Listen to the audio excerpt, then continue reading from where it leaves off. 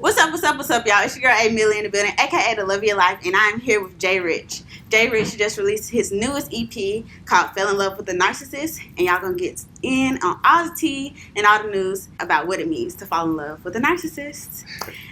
How you doing today? I'm good. Yourself? I'm good. So, first and foremost, I want to congratulate you. It's your birthday. Thank you. Everybody in the comments, tell them happy birthday, okay? How old are we today, if you don't mind telling the people? I'm 27. 27? Yeah. Okay, how do you feel as a 27-year-old artist right now? I feel good. I feel refreshed. You know, it's a fresh start. Right. So, yeah, I feel good. So let's talk about the EP a little bit. You're discussing love and what it's like to be obviously dating a narcissist. How do you separate this project from the rest of your projects? This one's a little bit more personal. I've been working on it for some time, and I felt like I needed to wait for the right moment to release it. And I chose this moment because it's like my birthday, and I felt like, why not give something back to people that they could relate to, and I get to enjoy it on my birthday at the same time. All right. So, I mean, this is a new chapter for you. Like I said, you're celebrating your birthday, and you're just now releasing your EP. So let's talk about the backstory behind the EP. Is there anybody in particular that we're talking about? And you don't have to put no names out, but give us the rundown of where it came from, what your heart was putting into the art. It was about a particular person, but I chose to like separate my project from that one person and let it be a relatable project to everybody else, because I felt like a lot of people in my circle and that I know or that I'm acquainted with is going through the same or similar stuff. So I felt like, why not only make it about me, but make it personal for everybody else so they can vibe out and relate to it, versus me like just speaking about my personal experience only. So I made it about like other people's experience as well. So it's about somebody though, on my part, you know. It's not any there's no defamation of character, there's no like slander or anything. It's just about my experience and kind of like a message to them, because they weren't hearing me, so I thought you would hear me through my music. Right. So hopefully they can.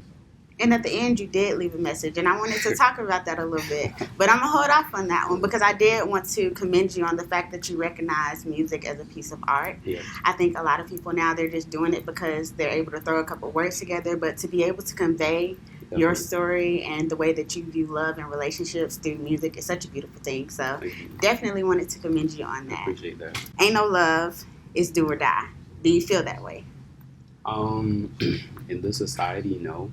I feel like everybody's so like caught up on the wrong things, and loyalty is like a big thing that I find this generation doesn't have.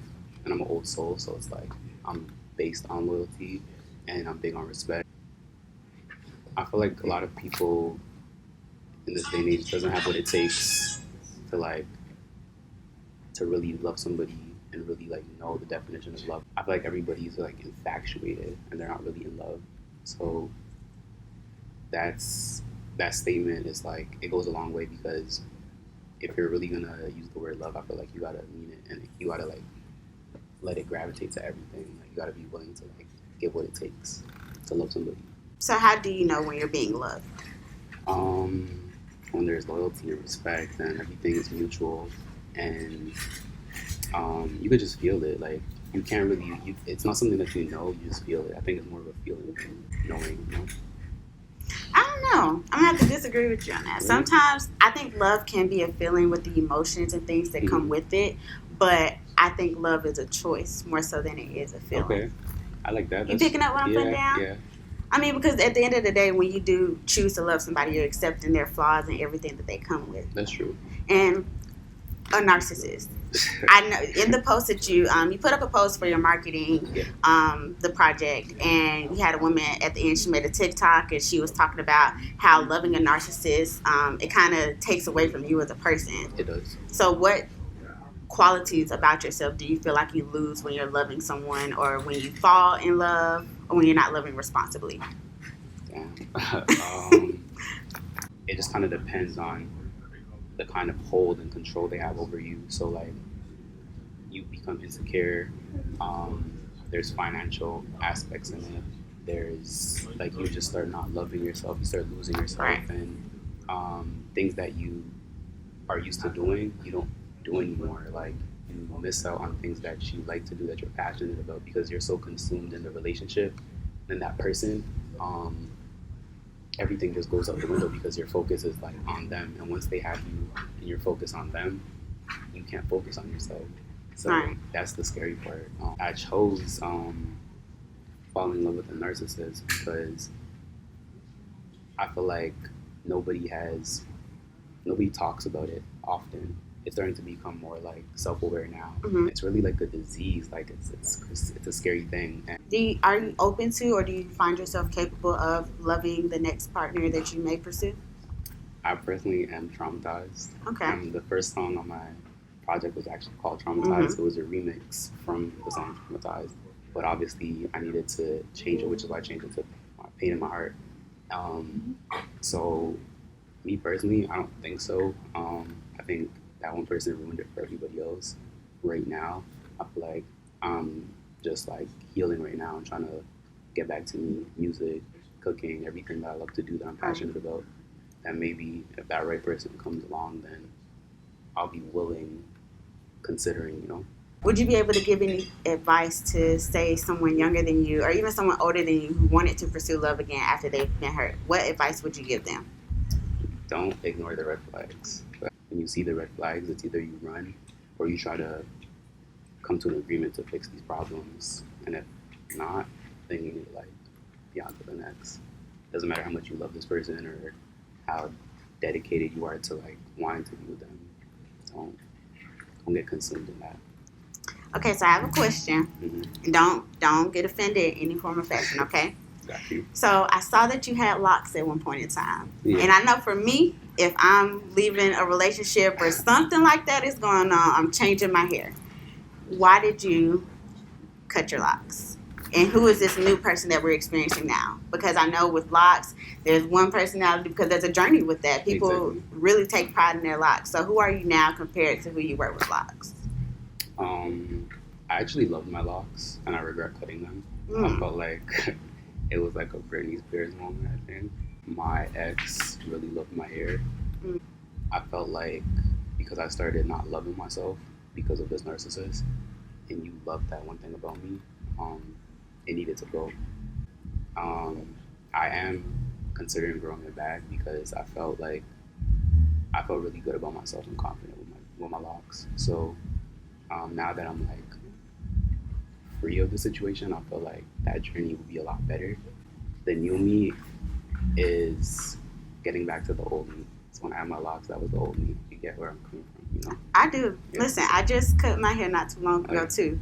I know it's different from locks, but I get it. You make that decision trying to stray away from that person that you were in that moment. Yeah.